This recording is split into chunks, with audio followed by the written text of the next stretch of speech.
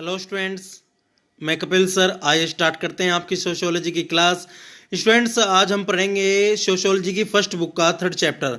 और जैसा कि आपको पता ही है, इस चैप्टर में इससे पहले हम कास्ट को पढ़ चुके हैं, यानी कि जो चैप्टर का नाम है social institutions continuity and change. तो सोशल इंस्टीट्यूशंस में स्टूडेंट्स आपको पता ही है कि हम कास्ट को पढ़ चुके हैं। और कास्ट के वे जो तीनों अलग अलग समय में, यानी कि कास्ट इन द पास्ट, जो अतीत में प्राचीन समय में जो कास्ट सिस्टम था उसको हम पढ़ चुके हैं। कॉलोनियलिज्म एंड कास्ट, यानी कि उपनिवेशिक भारत में कास्ट डिवीजन कैसा था, कास्ट सिस्टम कैसा था, उसको हम पढ़ चुके हैं, समझ चुके हैं। और कास्ट इन द प्रेजेंट, यानी कि समकालीन जो जातीय व्यवस्था है, हम उसको भी पढ़ चुके हैं। तो सोशल इंस्टीट्यूशंस में जो अगला नंबर आता है वो आता है ट्राइब्स का, यानी कि ट्राइबल कम्युनिटीज़ का, जनजातीय समुदाय का। तो आज के लेसन में हम यही पढ़ेंगे, ट्राइब्स को पढ़ेंगे और समझेंगे। तो आज स्टूडेंट्स स्टार्ट करते हैं। जैसा कि आप देख पा रहे होंगे स्क्रीन पर डेफिनेशन ऑफ ट्राइब्स लिखा हुआ है, यानी कि सबसे पहले हम ट्राइब्स को समझने के लिए जानेंगे कि ये है क्या, इसकी परिभाषा क्या है, इसके कैरेक्टरिस्टिक्स क्या है, कैसे इसको पहचानते हैं, कि ट्राइब्स को पहचानने का क्या तरीका है, वो उसकी जो डेफिनेशन वो क्या है। तो आइए स्टार्ट करते हैं। मैंने इसको आप देख पा रहे होंगे कि पॉइंट्स में लिखा है, यानी कि जो इसकी पहचान है, कैरेक्टरिस्टिक्स है, जो इसके डेफिनेशन है, इसको सरल सिंपल करने के लिए पॉइंट्स में लिखा है। जैसे कि सबसे पहले आप देख पा रहे होंगे the oldest inhabitants of the सब कॉन्टिनेंट्स, यानी कि जो इसके ओल्डेस्ट इनहेबिटेंट्स हैं वो जो है सब कॉन्टिनेंट है। मैं आपको बता दूं कि वैसे तो स्टूडेंट्स ये जो शब्द है ट्राइब्स या शेड्यूल्ड ट्राइब्स, ये आधुनिक ही है, ये बहुत पहले का शब्द नहीं है। और जैसा कि मैंने आपको पहले लेसन में बताया था, पहली वीडियो में बताया था आपको कि ये जो शेड्यूल ट्राइब्स है ये देन है भारत शासन अधिनियम 1935 की, जो ब्रिटिश इंडिया में इसकी देन है, शेड्यूल कास्ट और शेड्यूल ट्राइब्स। लेकिन ये शब्द इसकी देन है। वास्तव में ये जो जनजाति है ये बहुत प्राचीन, अगर मैं कहूँ कि सबसे पहली है, कम से कम उपमहाद्वीप में, सब कॉन्टिनेंट में, तो ये गलत नहीं होगा। तो आइए स्टार्ट करते हैं फर्स्ट पॉइंट से ही। Tribe is a modern term of communities that are very old, being among the oldest inhabitants of the subcontinent, यानी कि ये जो जाति जनजाति है ये आधुनिक शब्द है, लेकिन जो ये समुदाय है जिसके लिए शब्द यूज होता है वो बहुत पुराना है। और उपमहाद्वीप में तो ये सबसे पुरानी निवासी है, यानी कि उपमहाद्वीप में रहने वाले लोगों में ये सबसे पुराने और सबसे पहले हैं। तो स्टूडेंट्स, इसको समझने के लिए इसका जो अगला पॉइंट है, tribes were communities that did not practice a religion with a written text, यानी कि जो ये ट्राइब्स होते हैं, जो ये जनजाति होती है, ये जनजातीय जो समुदाय है वो किसी भी धर्म, यानी कि कोई लिखित धर्म या कोई लिखित ग्रंथ होता है उसकी प्रैक्टिस नहीं करते।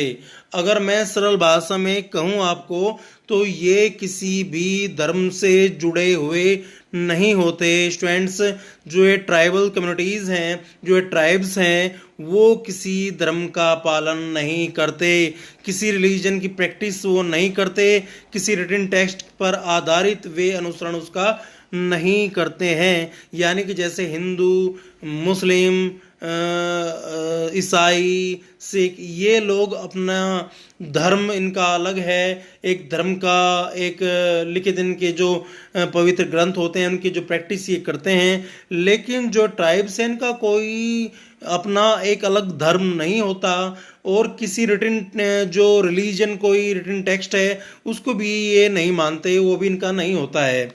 तो अगला पॉइंट जैसे कि आप देख पा रहे होंगे, did not have a state और political form of the formal kind, यानी कि ये किसी भी तरह से जो ये जनजाति है वो किसी भी प्रकार का राज्य या राजनीतिक संगठन भी नहीं रखते। उनके जो समुदाय हैं वो किसी भी संगठन, जो राजनीतिक संगठन होता है वो भी उनका नहीं होता। एक फॉर्मल काइंड ऑफ जो पॉलिटिकल फॉर्म होता है या स्टेट होता है वो नहीं होता। वैसे मैं आपको बता दूं, आप पहले ही पढ़ चुके होंगे पॉलिटिकल साइंस में 11th क्लास में। स्टेट क्या है स्टूडेंट्स? वैसे तो आपको पता ही होगा सभी को। स्टेट्स, जो स्टेट होता है एक स्टेट, उसके लिए मैंडेटरी होती है, 4 चीज़ें जरूरी होती हैं स्टेट बनने के लिए।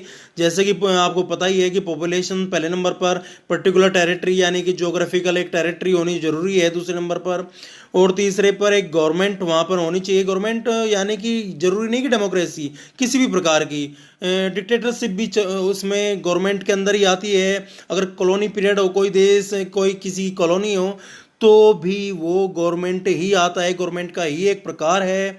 अगर वहाँ पर संसदीय व्यवस्था है या अधिनायकत्व तो यानी कि जो प्रेसिडेंशियल रूल है, किसी भी तरह की गवर्नमेंट हो तो गवर्नमेंट वहाँ पे होनी चाहिए। और जो 4th नंबर है, इसका 4th पार्ट है जो मैंडेटरी है, वो होता है स्टेट के लिए सॉवरेनिटी, यानी कि संप्रभुता वहाँ होनी चाहिए। तो इसी तरह से मैं बता दूं कि ये सारा जो एक पर्टिकुलर एक प्रोसेस है और एक संगठित, एक ऑर्गेनाइज, एक जो है संगठित रूप है राज्य का। तो इस तरह का कोई भी संगठित रूप या कोई आप बोल दे कि ज्योग्राफिकल टेरिटरी जो जो सीमा रेखाओं में खिंची होती है, ऐसी कोई भी ट्राइबल कम्युनिटीज में नहीं होती और कोई भी पॉलिटिकल फॉर्म भी इनका नहीं होता। तो आइए इससे आगे, जैसे कि इसके अगला जो पॉइंट है, did not have sharp class divisions. Class divisions यानी कि वर्गों का बांटना, वर्गों में बांटना या वर्गों का वर्गीकरण। तो इसका मतलब ये है स्टूडेंट्स कि जो ये ट्राइब्स होते हैं, ट्राइबल कम्युनिटीज होती है, वो किसी भी तरह के वर्गों में भी विभाजित नहीं होती है। और अगला पॉइंट जैसे कि आप देख पा रहे होंगे, they did not have caste distinctions, यानी कि स्टूडेंट्स डिस्टिंक्शंस होते हैं भेद अंतर, कि ये जो ट्राइब्स होते हैं उसमें किसी भी तरह का जातीयता अंतर नहीं होता। जैसे कि आप हिंदू धर्म देखते होंगे, उसमें जाति होती है, जाति व्यवस्था, जैसे कि हमने इससे पहले वीडियोज में, लेसन्स में पढ़ा है, वो जाति व्यवस्था होती है, उसमें बांटा गया है एक समुदाय को। तो इस तरह से इस समुदाय को बांटने के लिए ऐसा कोई कास्ट सिस्टम या ऐसा कोई अंतर या ऐसा कोई भेद नहीं होता है। और स्टूडेंट्स मैं आपको बता दूं कि ना ही तो ये कोई हिंदू होते हैं और ना ही ये पीजेंट यानी कि किसान होते हैं। ये अपने तरह के ही एक अलग ही अपना स्वरूप होता है, इनके जो कैरेक्टरिस्टिक्स है, जो इनके गुण हैं, जो इनके लक्षण हैं, वो अलग ही तरह के होते हैं ट्राइबल कम्युनिटीज़ के। तो इस तरह से आपको समझ में आ गया होगा कि डेफिनेशन इसकी क्या थी और ये ट्राइबल्स क्या है। एक बार मैं आपको रिकॉल करा दूं फटाफट स्टूडेंट, कि जो ये ट्राइब्स होते हैं, अगर भारतीय उपमहाद्वीप में, सब कॉन्टिनेंट में अगर देखा जाए तो ये सबसे पहले निवासी माने जाते हैं उपमहाद्वीप के। एक बात। दूसरी बात ये है कि ये किसी भी रिलीजन या किसी भी रिलीजियस रिटन टेक्स्ट का ये अनुसरण नहीं करते, प्रैक्टिस नहीं करते, इनका कोई अपना अलग से धर्म नहीं होता, ये किसी धर्म को नहीं चलाते हैं।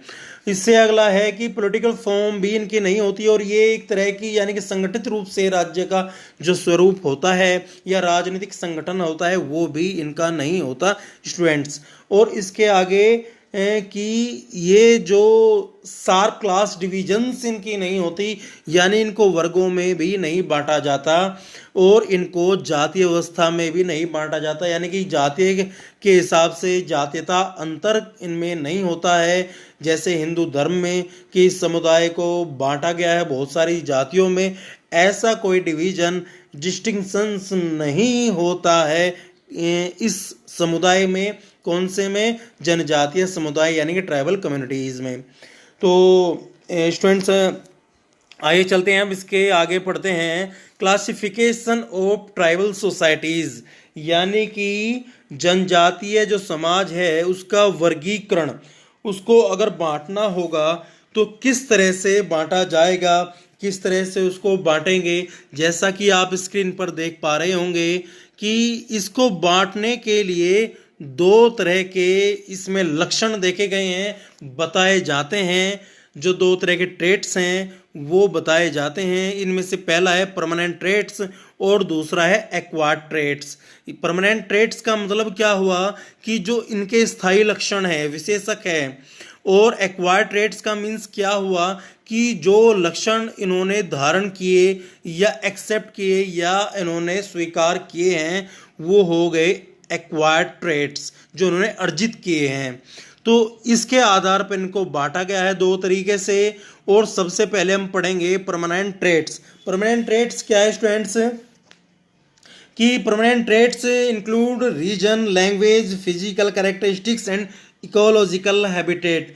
यानी कि अगर परमानेंट ट्रेट्स की मैं बात करूं, स्थायी जो गुण है, लक्षण है इनके, अगर मैं उसकी बात करूं तो उसमें आता है स्टूडेंट्स इनका क्षेत्र, इनकी भाषाएं, इनके जो फिजिकल कैरेक्टरिस्टिक्स होते हैं और जो इकोलॉजिकल हैबिटेट, इनके पारिस्थितिकी आवास होते हैं, उसके आधार पर ये परमानेंट ट्रेट्स होते हैं। मैं सरल भाषा में अगर आपको समझाऊं स्टूडेंट्स, तो ये जिस अवस्था में प्राचीन समय में थे, यानी कि अपनी जो मूल अवस्था इनकी है, चाहे तो रहने का आधार उनका आवास हो, इनके घर हो, इनके रहने का तरीका हो, इनकी भाषा हो, इनके फिजिक हो, यानी कि जो फिजिकल कैरेक्टरिस्टिक्स हैं इनके, उसको कहते हैं परमानेंट ट्रेट्स, स्थायी लक्षण या विशेषक। और एक्वायर्ड ट्रेट्स में क्या है स्टूडेंट्स, एक्वायर्ड ट्रेट्स में वे इनके लक्षण आते हैं, वे गुण आते हैं जो बाद में इन्होंने अर्जित किए। यानी कि अपने लिवलीहुड को, अपनी आजीविका को चलाने के लिए जो इन्होंने अपने आप में परिवर्तन किया और जो कुछ इन्होंने अर्जित किया, एक्वायर किया, वो उनके एक्वायर्ड ट्रेट्स आते हैं। दूसरा क्या है कि जो ये ज़्यादातर जो ट्राइब्स हैं वे ज़्यादातर जो हिंदू कम्युनिटी में आकर मिल गए, यानी कि उन्होंने हिंदू कल्चर को जो एक्सेप्ट किया, जो एक्वायर किया, वो भी एक्वायर्ड ट्रेट्स के अंदर ही आते हैं। वैसे आप इससे आगे के चैप्टर में पढ़ोगे किस तरह से ये हिंदू समुदाय में आए। कॉलोनी पीरियड में ब्रिटिशर्स ने फोर्सफुली इनको हिंदू बनने पर मजबूर किया, इस और क्योंकि उनको ज़्यादा लेबर्स की ज़रूरत थी। जैसे कि टी प्लांटेशन में आसाम में उन्होंने किया था, उसमें चूंकि आसाम में उस टाइम पर जब टी प्लांटेशन उन्होंने किया था, कॉलोनी जो ब्रिटिशर्स की कॉलोनी थी बात उस टाइम पर, तो वहाँ पर जनसंख्या घनत्व बहुत ज़्यादा नहीं था। यानी कि जो जनसंख्या थी वो क्षेत्रफल के मुकाबले में बहुत कम थी, तो वहाँ लेबर्स उनको नहीं मिल पा रहे थे। इसलिए जो एरिया है बिहार से कटा हुआ, जो अभी कटा है मतलब 2000 में, तो झारखंड, एमपी से जो निकला हुआ ये छत्तीसगढ़, तो झारखंड और छत्तीसगढ़ आपको पता होगा कि विशेष रूप से ट्राइब्स का है। तो वहाँ से बिहार से, एमपी से, झारखंड, छत्तीसगढ़ जो आज के टाइम के हैं, वहाँ से लोगों को फोर्सफुली ले जाया गया और आसाम में उनको लेबर बनाया गया टी प्लांटेशन के लिए।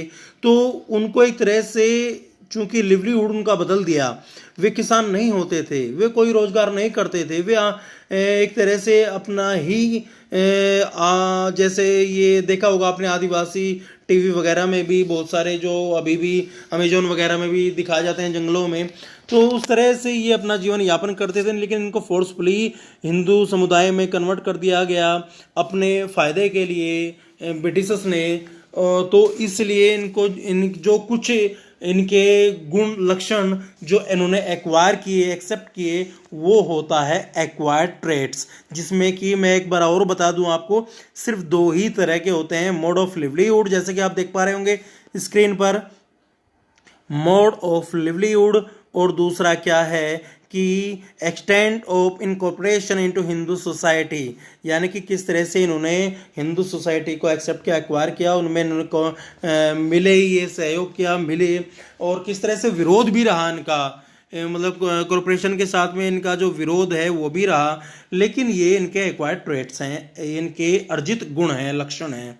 तो आइए स्टूडेंट्स फटाफट देखते हैं। सबसे पहले परमानेंट ट्रेट्स को हम समझते हैं। परमानेंट ट्रेट्स में क्या है, जैसे मैं थोड़ा स्क्रीन बड़ी कर दूं, जैसे कि आप देख पा रहे होंगे कि इसमें लिखा है about 85% of tribal population lives in middle India, a wide band stretching from Gujarat and Rajasthan in the west to West Bengal and Odisha in the east. यानी कि जो पश्चिमी गुजरात और राजस्थान से लेकर पूर्वी में पश्चिम बंगाल और उड़ीसा तक, जैसे कि आप स्क्रीन पर देख भी पा रहे होंगे, इसमें गुजरात और उड़ीसा यानी कि गुजरात टू उड़ीसा लिखा है, यानी कि पश्चिम से लेकर पूर्व तक जो मिडिल इंडिया है उसमें इन ट्राइबल कम्युनिटीज का 85% है। यानी कि जो ट्राइबल्स अगर पूरे इंडिया में आप ले लो तो उसमें से 85% जो रहते हैं वो मध्य भारत में रहते हैं, जो कि पश्चिम में गुजरात राजस्थान से लेकर और पूरब में पश्चिम बंगाल और उड़ीसा तक इनका रहने का स्थान है। आइए इससे आगे देखते हैं। और इसके आगे जैसे कि आप देख पा रहे होंगे जहां पर लिखा है 15% नॉर्थ ईस्ट स्टेट, यानी कि रिमेनिंग जो 15% over 11% in the north east states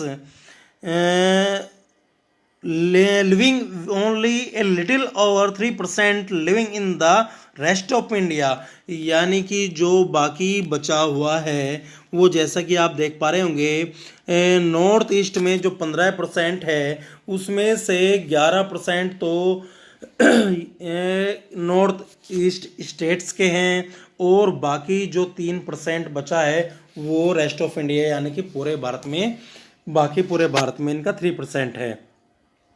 तो कहने का मतलब ये है स्टूडेंट्स कि ओवरऑल जो ट्राइबल कम्युनिटीज़ इंडिया में है वो लगभग सारी की सारी जो है जो मिडिल इंडिया है उसमें जो भाग आपका मध्य प्रदेश, झारखंड और छत्तीसगढ़, तो आपको पता ही है कि ये दो स्टेट्स तो ट्राइबल कम्युनिटीज़ के जो एक तरह का उनका आंदोलन था उनके स्वरूप वे अलग हुए हैं, उनकी पहचान ही ट्राइब्स की है।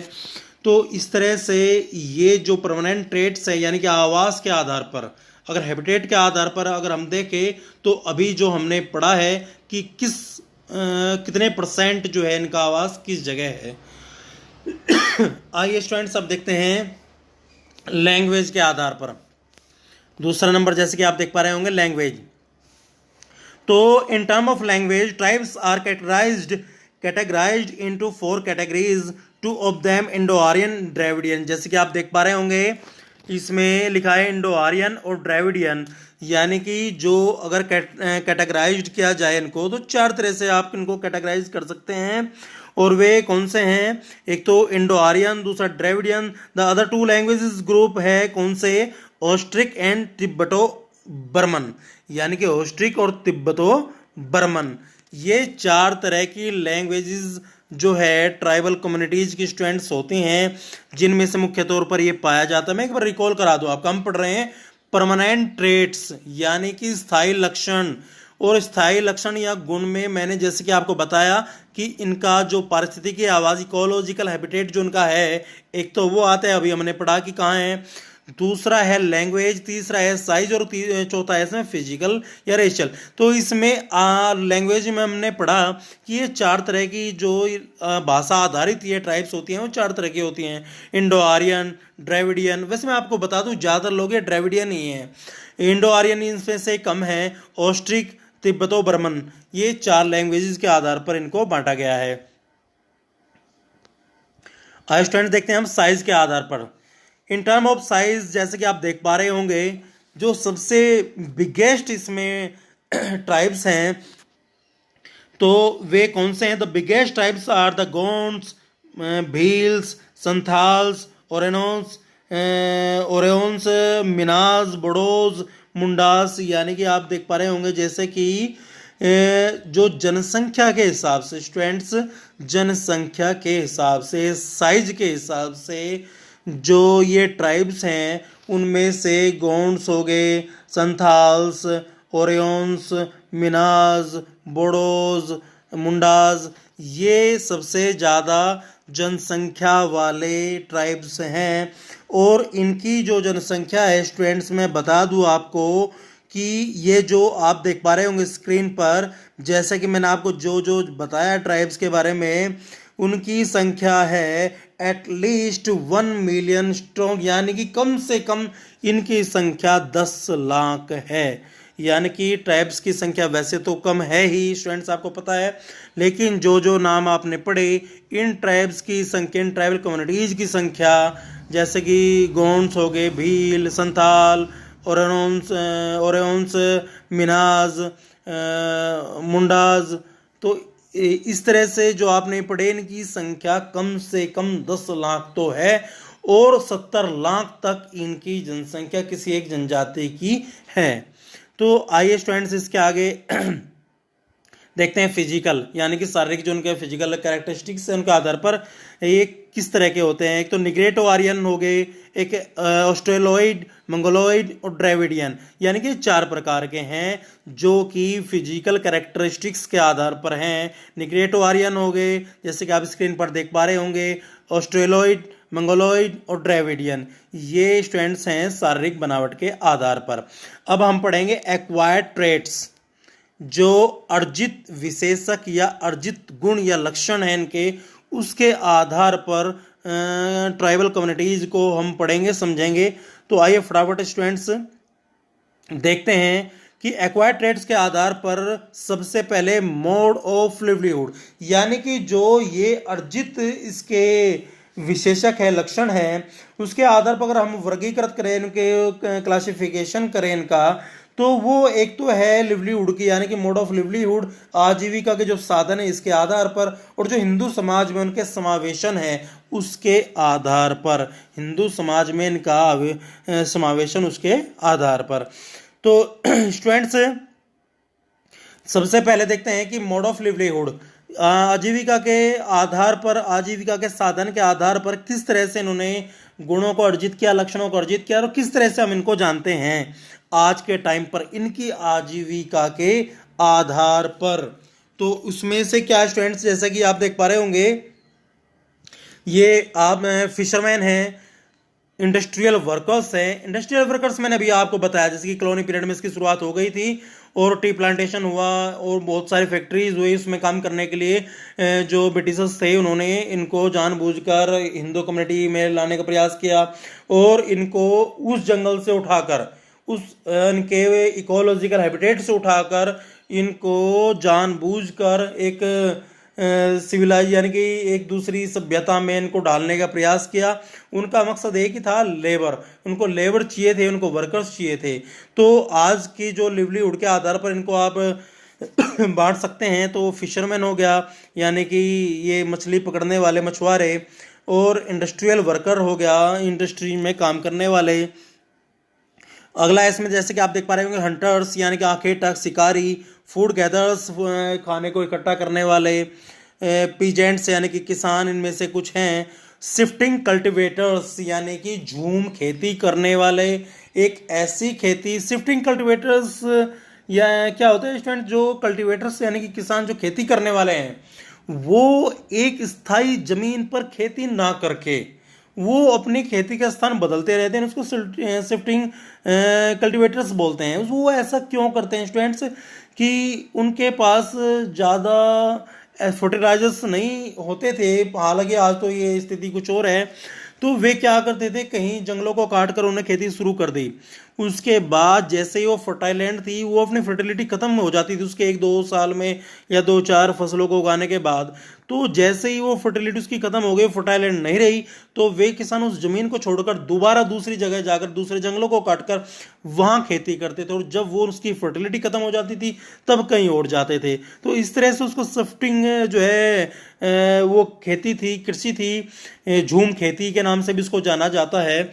लेकिन आज जैसे कि आप देख पा रहे होंगे कि अब तो फर्टिलाइजर्स इतने आ गए हैं, आप एक फसल उगाओ और जैसी फर्टिलिटी या कोई भी पोषक न्यूट्रिशन, किसी भी तरह की कमी, अगर खनिज लवणों की कमी, किसी भी तरह की कमी अगर ज़मीन में हो जाती है खेती में, तो उसको उसकी पूर्ति किया जा सकता है आर्टिफिशियल, जो ये आप देख पा रहे होंगे फर्टिलाइजर्स हैं इसके द्वारा।